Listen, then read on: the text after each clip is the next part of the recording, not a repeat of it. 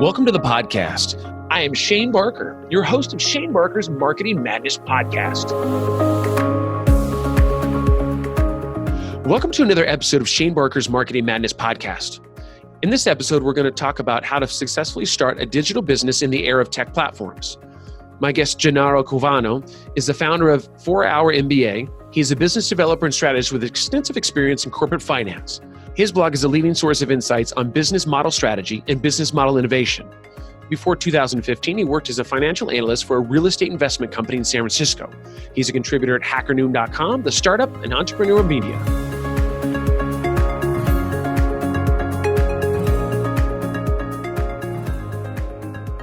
Well, cool. Once again, man, thanks for coming on Shane Barker's Marketing Madness Podcast. We're really excited about having you today. As I was just kind of talking about before the podcast interview started, just some of the cool stuff. You have such a crazy background. We're not going to be able to go over everything in an hour's time, but I think you're one of those crazy entrepreneurs that it's like, we're going to kind of go through that timeline of being an attorney and your whole process and the things that you have done. But anyways, let's kind of start a little foundation here. So where did you grow up at? First of all, thank you for having me. And, it's really a pleasure to tell a bit of my story because especially we're going to talk about the blog like 4weekMBA, where I do a lot of research on business and business modeling and business strategy, but pretty much I don't get the chance to tell my story. So I'm glad that there is the chance today. And I come from a very small town in southern Italy. It's not that small, like 25,000 people. So it's in southern Italy, it's like more in the region of Campania, which is where the Amalfi Coast and, Naples, we have many beautiful things there. But in terms of professional opportunity, really, I moved in Rome, when I was 19. So pretty much I lived my whole teenage life in southern Italy. And, that's also, my name actually tells the story. For people from Italy, they know that this is a name typical from southern Italy. Actually, there are no people outside their region which have my name.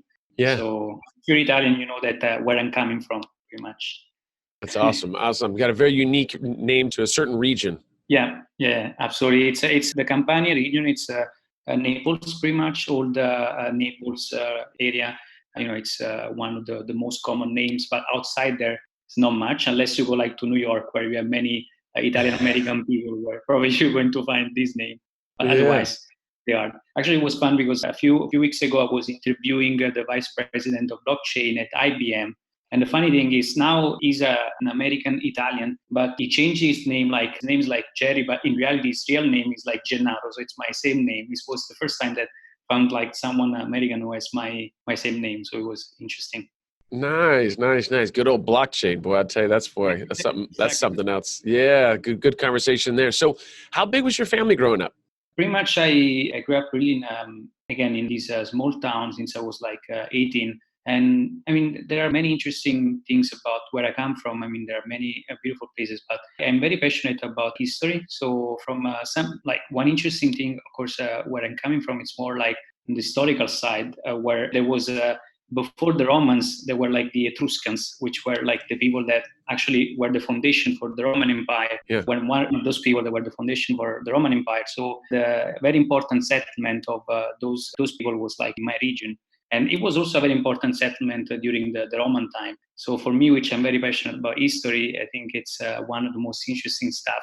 And then, of course, more on a daily basis, I think there are many interesting people. If you go in southern Italy, we are usually very different from northern Italy. So it depends how you look at things. But, we are more usually friendly. There's this stereotype, and sometimes stereotypes get it right. And usually we are more friendly, more open and stuff like that. So very interesting places. It's funny. So I'm in Northern California, and I hear a lot of the times in Southern California that people don't seem to be as friendly as they are in Northern California. Now, of course, all the people that listen to the podcast in Southern California are probably going to unsubscribe after this, but really it's something I've always heard because in Northern California, I say hi to everybody. If I'm walking down the street, you catch eye contact with me, I'm saying hi to you, whether you're uncomfortable or not, because I'm just a very friendly type person. And I like to, just say hi to people. I think it's, if you smile at somebody, it can change somebody's day. So I enjoy that kind of stuff. I'm definitely on the friendlier side, maybe potentially too friendly, because I think I probably freak people out. I'm like, hey, what's going on? They're like, I don't know you. Do I know you? And I'm like, yeah, you don't have to know me to like, for me to smile and say hi to you, right? Like it's just a good gesture. I'm trying to start your day off right? I'm trying to get you going in that direction. So tell us, is there any interesting facts about the area that you grew up? I mean, like any interesting facts, anything that most people wouldn't know about, maybe in regards to your family or something? I mean, in the past, we've had one of the people that I interviewed was like, yeah, I was a stripper illegal in Canada at age 16. Now, I'm not saying you were a stripper. I'm not alluding to the fact that maybe you were doing that. But I mean, is there anything interesting, anything, a fun fact that you're like, oh, most people don't know this about me or my family? And it doesn't have to be anything too crazy, but if it is, we're welcoming that as well.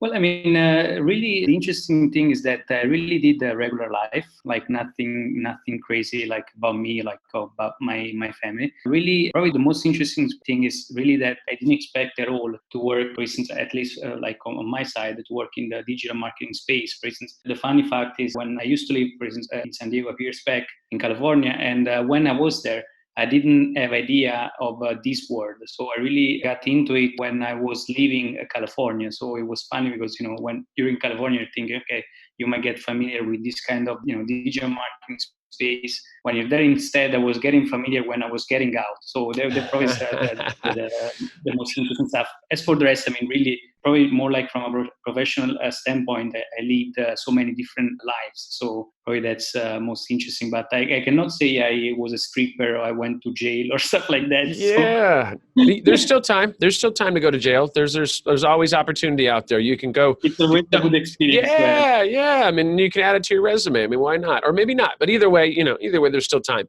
So, and you were obviously talking about San Diego, and I saw that you went to university in San Diego, and I was touching on that my son is actually going to be going down there doing commercial real estate, and you were also in that industry. So I thought it was kind of a neat tie-in.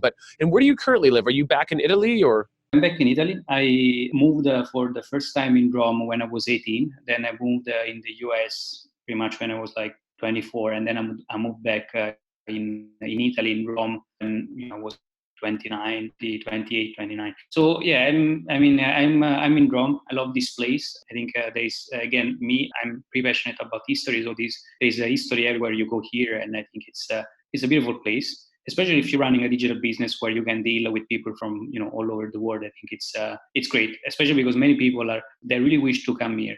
So if you tell them, I might do like an event or stuff like that, would you come? They would say, yes, of course, I would definitely be happy to come. So you can add me to that list. So if you want to have an event out there, so this is what's funny.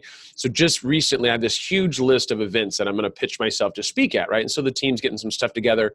And my wife was like, hey, like, I want you to send me that list. I'm like, what do you mean send you the list? Why? And she goes, because I want to highlight where I want you to pitch so I can go with you. So I literally have this list of, it's like 1,000 events.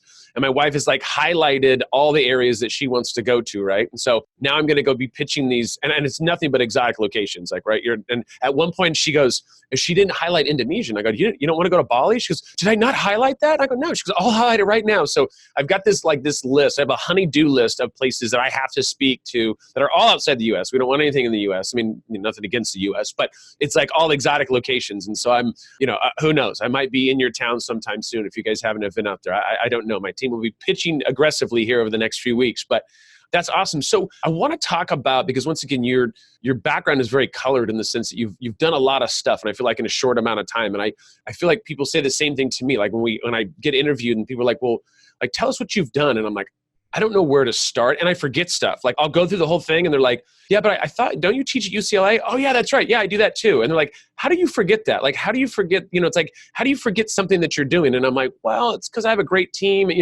So let's talk about that. Because you obviously originally started off by getting a law degree. Correct. So I want to kind of hear your transition of like how that happened, right? Like this journey of like, okay, I'm going to go be a lawyer and attorney. And then you're like, oh, well, cool. Let me go to San Diego. Hey, look, I got this over here. I want to hear that journey. And now obviously we have the 4 weeks, the MBA, and you're also working for a startup. Like, let's go through that journey a little bit, because I know it's going to be a fun ride for us. I'll try to cut it short if possible, but I might miss many bits. But really take us little step back. Before I started law school, I really wanted to be a doctor because my mother was a doctor. In Italy there is a lot of big deal about still professions like being a lawyer, being a doctor. I mean, also in Italy right now, it's not, it's something which is getting challenged with the digital world. But still, I wanted to be a doctor. But as I didn't manage to become like to enter as a doctor, I really looked at the law school because for me it was something that would give me the chance to actually look at more opportunities after graduation. So I also could be something different from a lawyer. So the day I started law school, actually, I already knew that I didn't want to be a lawyer. So I kept the option open just, to show my parents that one day maybe I would be a lawyer, but in reality it was just a fiction. I knew that I wouldn't be a lawyer in my life because I didn't love the profession. I love the fact that you could gain an interesting mindset. For instance, one thing that happens to me all the time is I always thinking about objections, which then I figured is very good when you have to set something, because the first thing that is going to happen is that people will object with the things that you said. So Yeah. I find it very interesting in terms of mindset, but not as a profession, at least for me. I didn't think I had the passion to actually do that. So as soon as I started, like I was already doing my law school, at the same time, I was getting very passionate about finance. And really, the reason it's I wanted to be independent, pretty much. So I got in things like I was studying at the university, and at the same time I was investing, like trying to invest money on my own. So like looking at stock markets, how do I understand how they work, how can I make some money on the side so that I can be more independent. The funny thing though is, as I started to look at financial markets and stuff, I started to study more and more economics. So I got very into like economics, finance and stuff.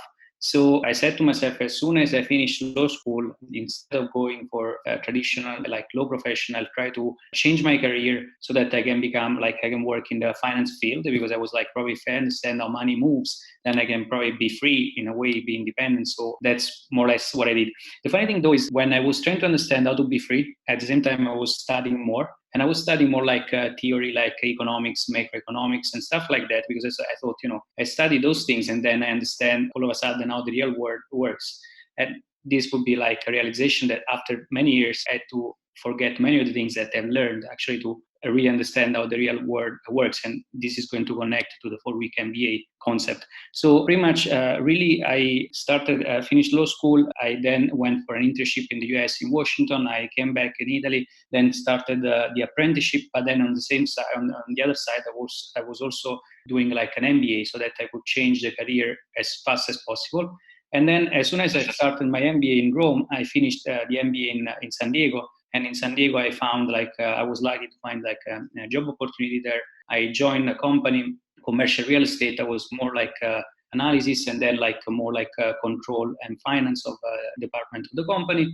And then while I was actually growing into this career, at the same time, I didn't think it was the right career for me, because again, I was going into this loop. Instead of being more free, I was like spending more time working for others, and I was like losing my freedom again. So I came to the realization that I needed to change again, sort of things.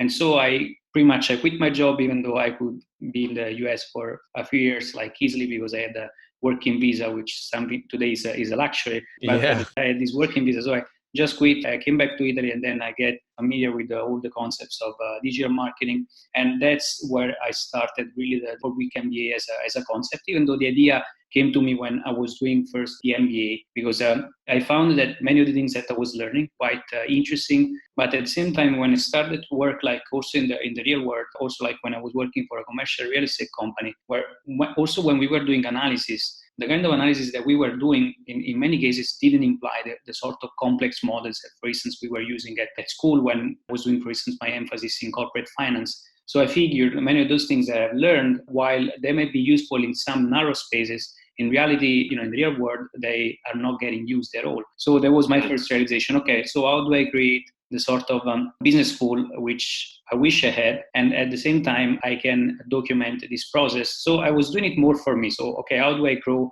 And instead of going back to school, which is the mistake that I made many times, and get more education just to gain more independence, I took a step back for the first time, and I said, okay, instead of gaining, for instance, a PhD, because when I was in San Diego, one of the things that I was thinking about was to, for instance, take a PhD in behavioral economics. So it was one of the options that I was thinking about for my future.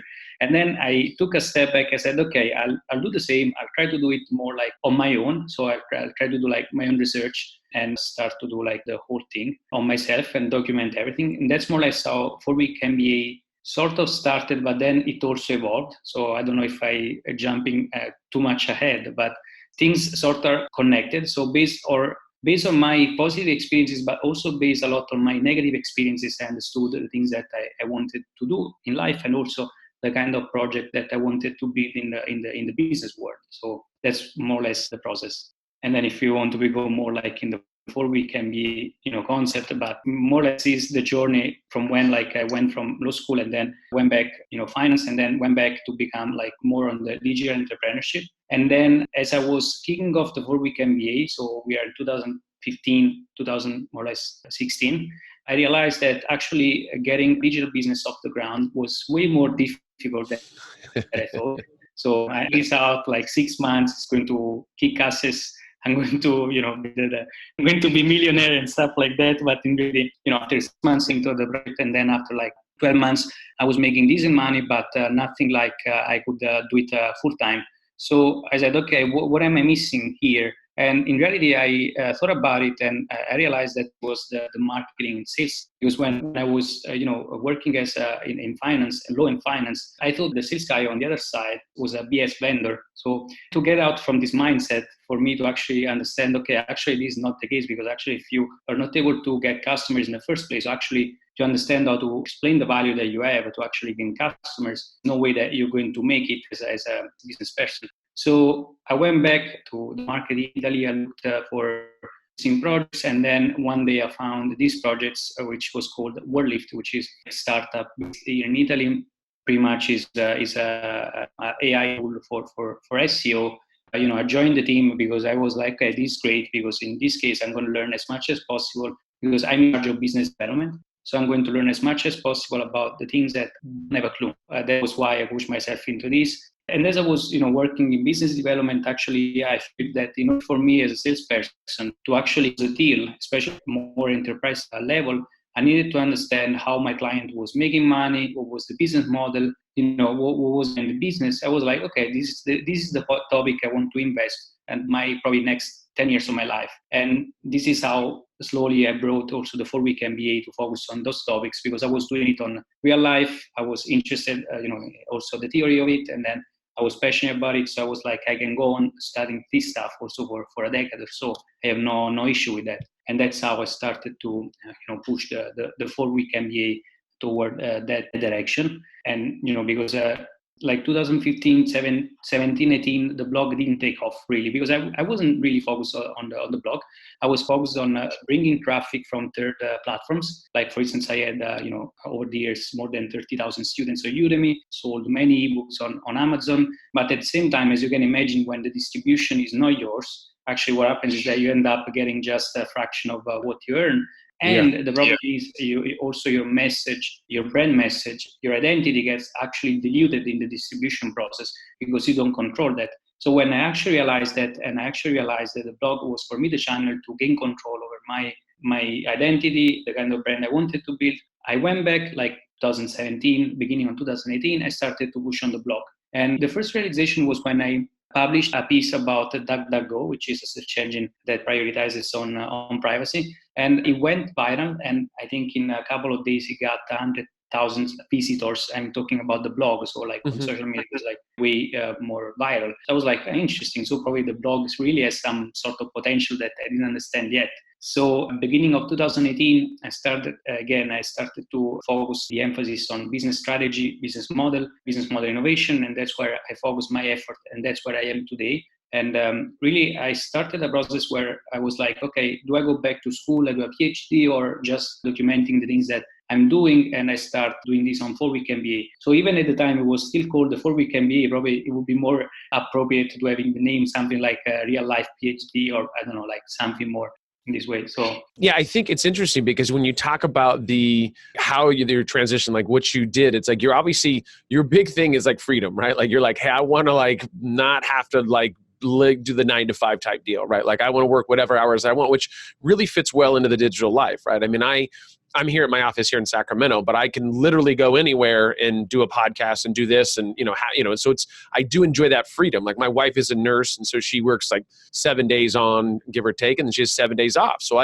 for those 7 days, I can go anywhere. I go to the beach, I can go here, and I can still go and produce content as long as I have the internet, right? Which is a scary thing. If the internet went down, I don't know what would happen, but it's one of those things. I think it's just curious in the fact that you were able to turn this into a business, right? Because you were looking at this from like, hey, you're getting an MBA, and once again, things are going well, but you're looking at this going, okay, but there's a lot more to this, right? I mean, I think one of the things that we run into in the educational system, because I've taught in the educational system or in academia, is the problem is that a lot of these instructors, they just haven't done a lot of this stuff, right? There's a lot of things that have changed, and so I think when you have a blog and when you're going through it, and somebody like yourself that is naturally curious, right? You're like, okay, I don't understand this, so I'm just going to go and deep dive into this and read 20 books and like go and become like the person that, if I need to know sales, I got this great thing, but if I don't know sales, then I need to go learn sales. And so you just go and do that, right? And I think these days it warrants that, because there's great courses and there's a lot of ways to really accelerate your learning, right? I mean, 15, 20 years ago on the internet, I was like, I don't know how people did it. Like, how did you start a business? I'm like confusing to me that there wasn't these resources, and now there's like phenomenal resources. And so I think that's awesome. So the 4-week MBA really for you it's your test area, right? Where you go and you talk about the models and things that you figured out and that you've learned. And I think that's like real world stuff, right? I think there's huge value in that, because it's not an instructor that's been around for 30 years and this is, in 79, the last time I ran a campaign, and it's like, whoa, there's a lot's happened in the last 31 years. Like, and so I love that. I mean, I'm a fan of the site, obviously, and the courses that you have, but talk to us a little bit about that journey of like, okay, so you started, let's say it was 2016, 17, started writing content, and then obviously you have courses. Like, go into that a little bit, because I really want people to understand like the value of what you bring through the blog and through your courses. Yep, absolutely. I think for me, there was an important realization after a few years. I was in the digital marketing space. When I started back in 2015, again, I didn't know anything about this world, but coming from a different industry, I was like, okay, what do I do now if I want to start a digital? The most logical conclusion to me, which I would figure after a few years of negative experiences was not the right thing to do, was, okay, I'll start pushing my content. I just care about developing content, and then I'll push it through a third-party platform, which could be, as I said, can be Amazon, can be Udemy, whatever. And I was using those platforms as main providers of my content. So I wasn't really curating my own distribution again. And it took me 2 years to understand that was not the right thing to do, because again, even though initially, I can call my blog a startup, I look at it more like as a company that I'm trying to bootstrap as much as possible. But really, when I talk to many startups, one of the things I say, for instance, they will say things like, I'm not going to use a channel like, for instance, let's say SEO, because I think it's right now I'm going to need to get customers. And so I'm going to start doing like paid acquisition and stuff like that. While this is fast, on the other side, if you don't develop your own, really brand identity, which means that you need to build a customer base and you also change the value that you provide. I think that's the best way. But also you need to start building your distribution right away. So going back 2016, 2018, I would call them really the huge failure for me in terms of my digital marketing attempts. Probably like even actually 2015, probably 2017. So almost like 2-3 years of complete like failures, one after the other. I mean, still there are many others. I'm not saying that now it's everything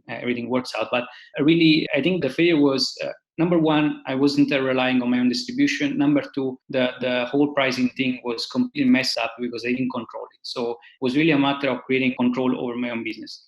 So look at the second phase, more like 2018 going, where I said, okay, now I decided this is the topic I want to go over. I decided I want to be the most important, like I want to be one of the most, the blogs with the highest authority in this sort of niche. So what do I do now? So I said, okay, I need to really look at this as I was doing, as I was studying for sort of a PhD. So again, I document everything I'm doing and I start putting all this content which I'm developing on the blog and I give it away for free and I don't close anything. I mean, everything is free and I try to push as much as possible because I'm no one here. So if I were to compete like with big brands and also start trying to push too much monetization, it wouldn't work, I think, at the beginning. So I really started to develop as much content for myself. I mean, it's not the only strategy that works. I mean, there are many other strategies. Like, for instance, there are people who gain a lot of authority. For instance, if we talk about influencer marketing, in some cases it might be more effective if you start writing content for other publications, right? For instance, you start writing on Forbes, Business Insider, you can gain a lot of authority. I decided I didn't want to do that because it was a mistake that I already had fallen before. I decided, you know what, instead of trying to pitch those publications and start writing I write for myself and push all the content that I have, and as much as possible on original research, and put it on my blog so that I can become the source of that information. And my reasoning went in this way because I started to analyze also more from an SEO standpoint, big players like, you look at Investopedia, you look at Business Insider, if I'm thinking about my space, but really I'm a really niche player, probably a micro niche player compared to them. So I'm not comparing myself to them, but I was looking at them. I was like, okay, how do I provide value compared to those publications?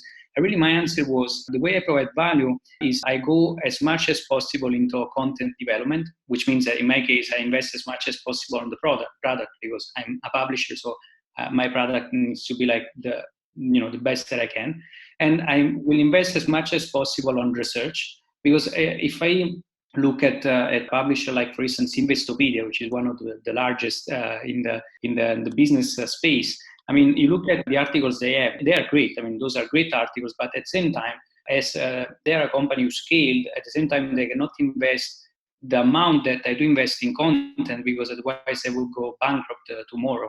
Instead, I can afford actually to push as much as possible on research, because that's what gives me value. So I use an opposite strategy compared like to a big publisher, so like an established brand, because I do something which is not scalable at this point, which is I try to, for instance, even spend like weeks on a single piece of content, or like, developing like reports or things that in-depth research, because I know it's not scalable, but it's also something that makes me unique, and it's also something that I'm very passionate about. I know I can do well, and people will be interested about. So that's more or less the kind of realization I had, which brought me here. And so going forward, like 2018, I started to push, and I'm still pushing today.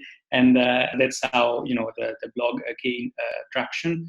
And again, I think right now I'm trying to, even as we're doing today, I'm trying to tell a bit more my story so that you can understand, how I got here. But at the same time, even doubling down on research and in-depth content. So instead of diluting my content, I'm trying to look even more on this approach, even though, again, it's not that scalable, considering that I don't have that much time on my side. But, I try to work like 2 jobs at this time to make sure that I can provide as much value as possible. So that's more or less the process. That's awesome. So, and I think once again, the cool part about it is that you're doing very original content because it's your own stuff, right? Like there's not anybody that's going to be able, people can go look something up, but I think your site now is at an authoritative spot where Google realizes that everything you put out is your information, your research, right? And there's a lot of value to that, because it's not like somebody wrote an article and somebody else went and stole the article and rewrote it and all that kind of stuff. Like you get to a point once you get enough eyeballs on it that people know when you come out with something that it's going to be something that is original content. And I know, because obviously we're a content producer as well, right? And we have other people that I work with that are competitors that I've also had on my podcast that are also friends.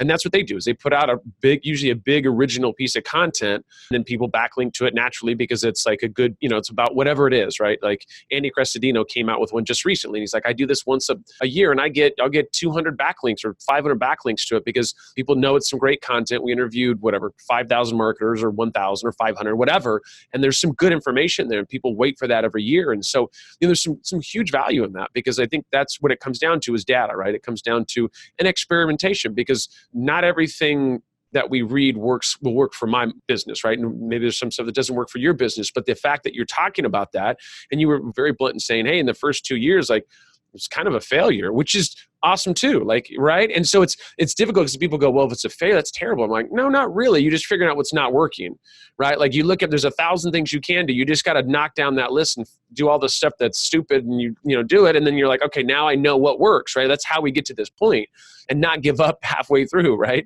So talk about the journey of, okay, so obviously you got the 4 weeks MBA and then you also have a full-time job as well. So how was that? Was that something that you just, because you kind of had to supplement it a little bit, or is it because you had an extra 2 hours per day and you're like, why would I sleep if I can just, have a job and run this blog as well? Or like kind of give us backstory on that. Again, I went back to the job market to actually develop the sort of skills that I was missing. So more like on the sales and the marketing side. I started to focus really the 16, 17 up to 2018. I was pretty much focused on the business development side of these high-tech startup. And I was sort of leaving the blog side. I was working on it, but as I didn't see it take off, I thought like probably it was time wasted.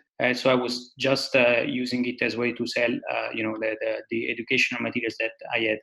And then on the other side, again, I said, okay, if I don't start pushing right now seriously on this, I cannot call it a real experiment, because one thing that happens, especially in startup world, we like to call ourselves as people that experiment, that we are people that test a lot of things, but there are tests that you can do cheaply and you can see if they work and then double down, the usual approach that we know and that everyone uses. And then there are those things that that you want them to work out, no matter what. So that one you cannot call it an experiment. You need to call it something that you want to do. And it doesn't matter if it's going to work or not, if you're going to have an ROI or not, you will push it through until it's going to work. And I think that's what really sort of entrepreneurship is about. So I think it's important to have that connects also to media of entrepreneurship. I think it's very important to have models and frameworks for us to be able, for instance, to test cheaply, quickly, and make sure that, especially at tactical level, to make sure that we're able to test, very quickly things that we want to do, especially long term. But then at the same time, we need to be able to set boundaries and say, even if this thing is not going to work first time, second time, third time, I'm going to push more and more. It doesn't matter if it's going to fail many times. So I think that's what set then apart a project that works from a project that doesn't work. There are very few projects that take off right away. And if we look at the exceptions in the real business world, like we look at companies like Google, it gained traction right away and it was an incredible tool. But even if you look at, for instance, an example like Google in the early web, before the company actually would figure a viable business model which would scale up, actually took a few years. So even in a circumstance like Google, where they had the hyper growth, and so they really stumbled upon what we call a product market fit. In reality, it took like a few years to actually tweak the model and make it work so that it would become sort of multi-billion dollar company that we know. So even in cases that seem like an exception, in reality there is a lot of failures and stuff going on. And again, in many cases, the process is very painful. So I wish we could make failure less painful, but in reality, I think it's very painful for all of us. It really sucks. But I think what we can do again, it's really being sure where we're going long term, and then really having frameworks for the short term. So how we can experiment very quickly on the short term things and tactics that we want to achieve, but then keeping our vision clear for long term. So sort of a counterbalance. So very long term vision and then very short term. So experimentation and quick experimentation. But on those things which are tactical, are not tied to really they want to do this or not. If you don't want to grow this business, just leave it alone right now. Don't do it because it's not going to work. No, and there's no, that's the thing is that you always got to put in work. That's what I think people don't realize. It's like the Googles of the world or whoever's successful. It's like they were failures too, right? We all started somewhere. And you're not, once again, the 10 things you go do, 9 of them are going to fail, if not 10 of them. And you just got to understand it's either you're built for that or you're not. Right? Because it's not easy. Because I always tell people, like being an entrepreneur, like if you want to be an entrepreneur, like just know that it's going to be hard. If not, everybody would do it. We would all just go make millions and retire after 2 years of working, right? The idea is you have to go through that failure. So I do have a curious question for you because of your background and you've done a lot of SEO stuff. When you create content for your website, do you create content for like, hey, you're going to experiment something, just something you want to do because it's something you want to check out? Or do you actually look at it and go, there's keywords that you actually say, I want to do an experiment because of these keywords? Is it more like planned? I'm sure probably in the beginning it was like you were just doing something to do it, and then you learned SEO and you're like, okay, I want to create content more with like intent. So how do you currently put that together now, like content-wise on the website? Right. There is a strategy that I like to use almost in anything which fits me well. I try to have a sort of a approach where I look at two opposite things. So I use SEO a lot when it comes to understanding where there is interest. So there are try to adapt, for instance, content based on the volume and the interest that there is. But then on the other side, there is also try to keep it so that when I feel that something is very interesting, it doesn't matter if there is like search volume or not, I'll push it through because I think it's interesting. So right now there may be no volume at all. There are some topics that I know I need to cover because I feel it's the right thing to do, and so I'll just cover them. I know I will not get a return from them, at least like not in 1, 2, or probably I'm going to start getting traction in 3 years, let's say, but start pushing them out because I feel it's the right thing to do. And then once, for instance, the market is going to pick up on some topics, I'm going to just find myself positioned for that. So again, just to give you an idea, when I was covering DuckDuckGo back in 2016, 17, the company was already born way before then, at like 2009. But in any case, wasn't that popular, or at least it had been popular in some circumstances, especially during the privacy that had been before. And let's go like 2017, the like long story.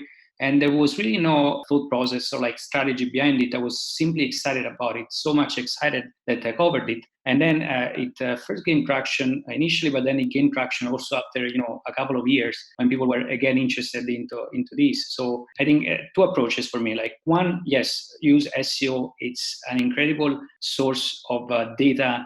I think SEO for me is not just the optimization side. So what you do on the content is really the last mile. So if you just look at the last mile, it's not that relevant because you're just trying to optimize for what you've done. I think the most interesting side is really the data that we get from the search engines that we have. So we can understand really what to produce, which is going to have a certain ROI. And then on the other side, don't look at data at all. Just go for, you're interested about it. You feel like this thing is going to explode in a few years. Even if it doesn't happen, it doesn't matter, but you still have to push it through because if it happens, then you're going to have a big time return. Otherwise, what is going to happen if you push too much just with SEO? You're just going to become a commodity in terms of content. So that's my point of view. I try to keep those two things in mind when I develop new content. And it also helps too because you've got a good community as well. So if you're pushing out something that maybe isn't big on the SEO side of things, you at least have a community that's going to set some eyeballs on it and talk about it and stuff like that. So you've got it to a point now. I think in the beginning it's hard to say, hey, I want to come out with this piece of content just because I want to do it, because you got to pay the bills too, right? And so you got to figure out like how do I make this so I'm putting out some great original content, but then also I got to kind of think about some SEO, like what is going to be out of these 10 articles I do this month, like 5 of them need to bring in some kind of revenue. So how do I generate some revenue from that, right? And so some of it's a long-term play of like, hey, I think this is going to take off maybe in the next year or two, or you disrupt something or you have a new term you're using or whatever that is, right? You're like, I can jump on the top of the search engines hoping that something will, this will be controversial or somebody will talk about it. And you never know, right? The things going viral, which is, every time I get a client that emails me, he's like, I want to go viral. I'm like, I can't even talk to you right now. Like I'm not going to give you some equation on how to go viral because it's just, you just don't know. It's like, there's maybe little things, there's obviously luck involved and right time, right place and but it's, I love it when people are like, I talked to this one company and they're going to give me the equation to go viral. And I said, no, please don't do that. Don't go pay for the viral equation. It's like, it's hard work and staying constant and keep pushing and you just never know what might take off. So yeah, that was interesting. I know that the article that you'd written, like I said, the one a little while ago with Google, and I know that had gotten some good traction. Do you use Google? What search engines are your search engines to look at if you're going to be looking at content and like putting that kind of stuff together? I honestly love Google. I think it's break down everything that Google does because I think it's one of the most interesting.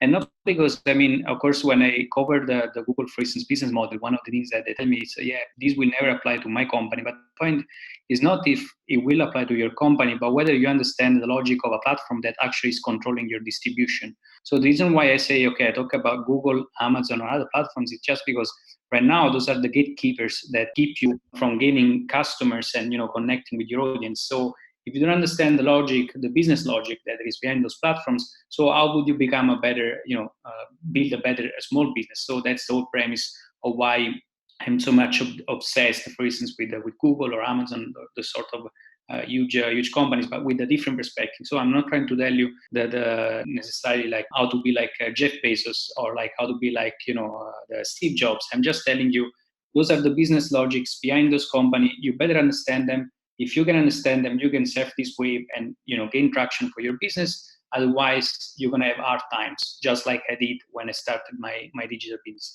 So that's your premise. So I love Google. I like to use it a lot, especially because by using it, I can understand the kind of algorithms and updates that the company is going through. Because the more you observe the search results, the more you can understand how the company is evolving. And on the other side, I also use like DuckDuckGo when I want to get out more like from the filter bubble, especially when I'm doing a little bit more of research. I think, of course, Google it's still way more advanced in terms of search results. And I think if people use DuckDuckGo, it's first of all because they want privacy, of course, but they want to identify with something which is different from a tool that the mass of people are using. So they want to feel different. So there is also an appeal, I think, in the brand which is trying to communicate we are not the status quo. We are different from the mainstream. And I think many people, even many technical people that tell me, like engineers, probably are once those people that use a lot DuckDuckGo, they might tell me, I use it because of privacy. Yes, you do, but then you use it also because you want to feel like different from the masses. That makes sense. I mean, yeah, we all want to feel unique.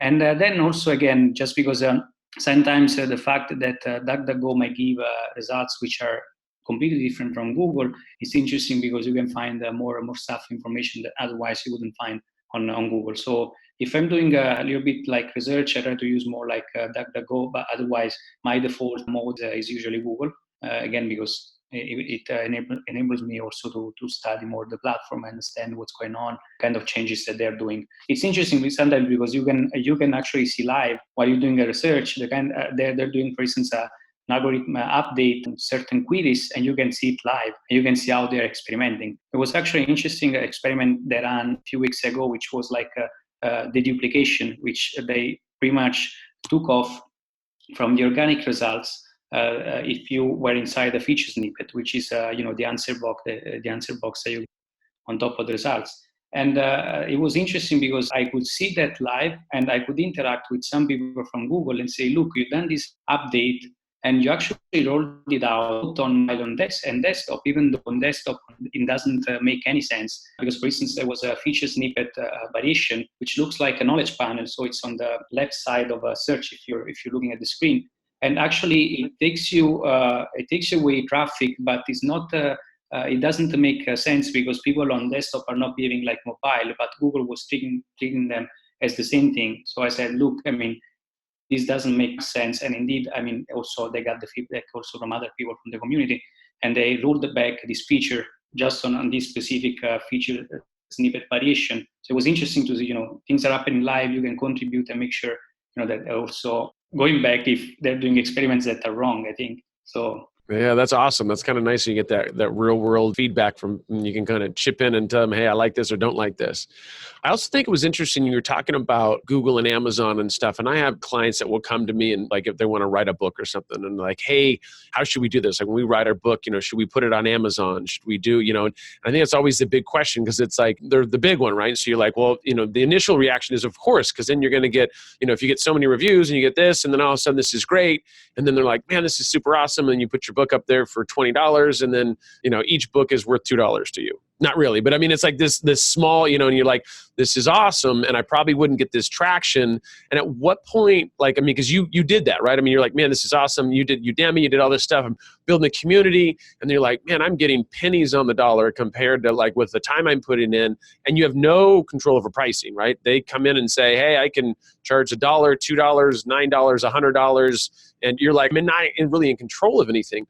What would you recommend for somebody that once again is going to create a course or do something like that? Is it, hey, start with the Amazon, starts with the Udemys to get some traction, get the word out there, and then, build your website, then you build your own courses, and then it's more internal? Or what would you recommend? Because obviously you've done both at this time. Yeah, absolutely. I'm a real case scenario of this. Pretty much, I think the main problem is on Amazon, of course, you also get a good fraction of the sales that you make. There's one problem. If you publish on Amazon, it's not like you're going to get sales, like that. I mean, you still have to understand we can call it Amazon SEO. I mean, there are many people that do that. And so even there, you need to understand that if you want to be better place and make more your stuff more visible. So my point is either that one is not your main distribution, or you have the ability to negotiate with Amazon the terms of your pricing or your distributions and stuff like that. So you are something with someone which is, for instance, already influent, and you say something like, you know what, Amazon, you want to have my book on the platform, I'll give it to you, but if you allow me to first do the pricing that I want, and for instance, second, you enable me to have a certain kind of distribution. I don't even know if that's possible. Already, if you are able to negotiate on the pricing, which is usually what publishers like big publishers do when they have like this better negotiating position.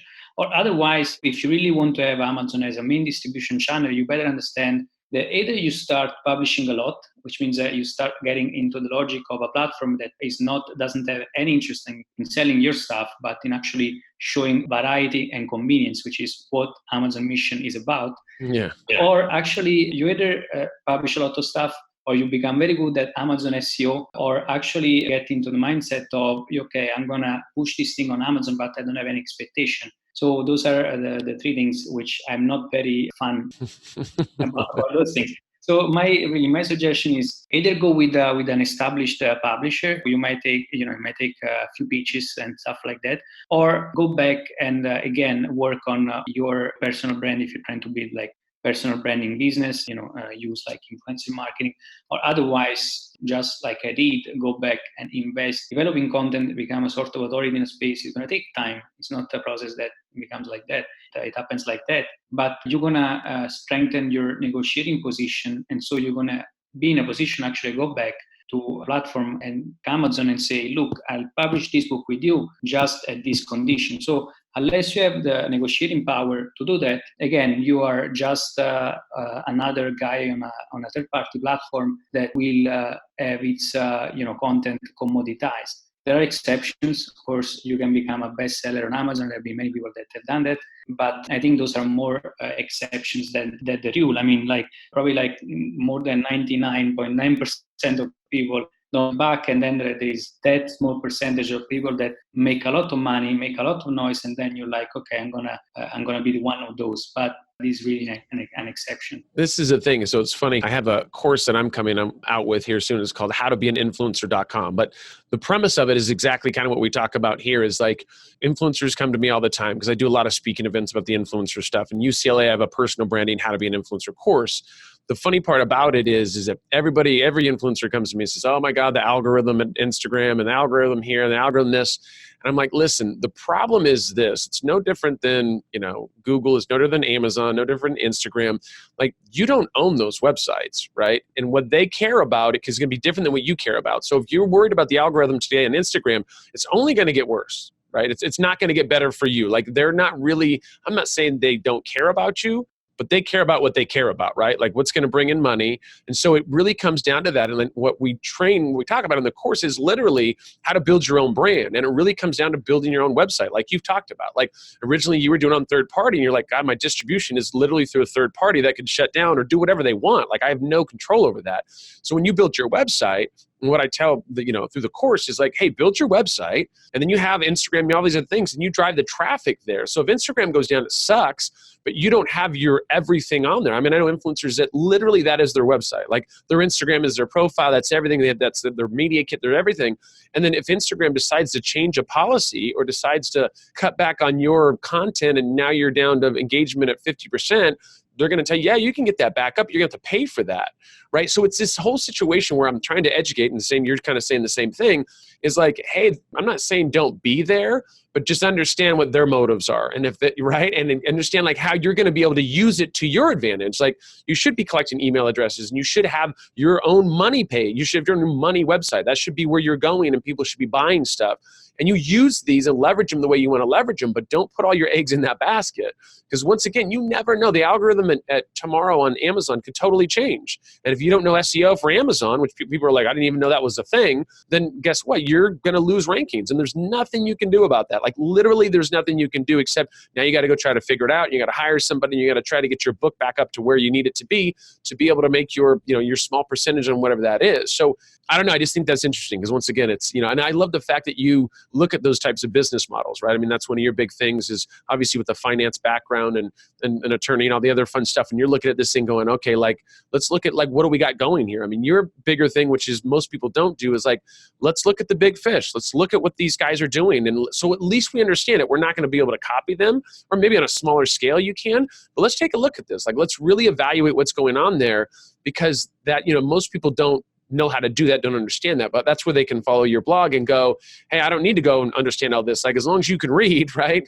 So you can go and take a look at what you got and some cool pictures and all the fun stuff. You can get a better idea of like what we're going up against or what we're working with, right? I mean, it's that kind of deal. And so anyways, I think that's awesome. I think that's cool. I mean, like I said, I've been a fan of the blog for a long time, and I've seen you come up over the last few years, and good things are happening for you. And so we're almost at the end of this thing. This is what happens when you start having some fun. It's like 1 hour, it's like this, and then all of a sudden we blink and it's done. I was excited because once again, we got to hear your backstory. Because like I said, I was intrigued about all the different things that you've done in such a short amount of time. We didn't even get into to talk about like Udemy, any of the other courses and stuff that you have. But if somebody wants to reach out to you and find out more about your courses, give us some information on the social channels, on the website, all the fun stuff. Well, really, the best place is just to go on the blog, like 4weekmba, 4weekmba.com. And there you're going to find all the research that I've done over the years. And then, of course, you can subscribe to the newsletter, because I try to push out. I'm very prolific, so people might complain that I probably send out too many newsletters. But the problem is I have a lot of stuff that I want to share, and I cannot stop myself doing that. So I'll push it out. I try to pace myself out to be more like strategic in some ways, but then I want to share like all the things that I'm studying and doing. So really, 4weekMBA, just go on the blog and you're going to find all the information you need. Awesome. Well, that sounds good. Well, you guys, once again, we'll also have that in the show notes as well. And once again, you guys also, in regards to the podcast, we've talked about this before, but if you guys are listening to the podcast and you like what you hear, make sure you subscribe to it and also tell your friends about it. And also the thing is, as I've also touched on, we have the How to Be an Influencer course. So it's howtobeaninfluencer.com is the course we're coming out with. If the course gods are listening, it should be coming out here in the next few weeks. If everything comes together as planned, super excited about that. Go take a look at that. Go and register for that. You can either go to my website or go to the howtobeaninfluencer.com website. So Gennaro, hey man, thank you so much for being on the podcast today, man. This was super awesome. I know it's a little later where you're at right now on the other side of the world, but once again, thank you so much for being on the podcast. And when we go live, we'll go ahead and let you know. Thank you very much. Appreciate it. It was fun. Thank you. Thank you.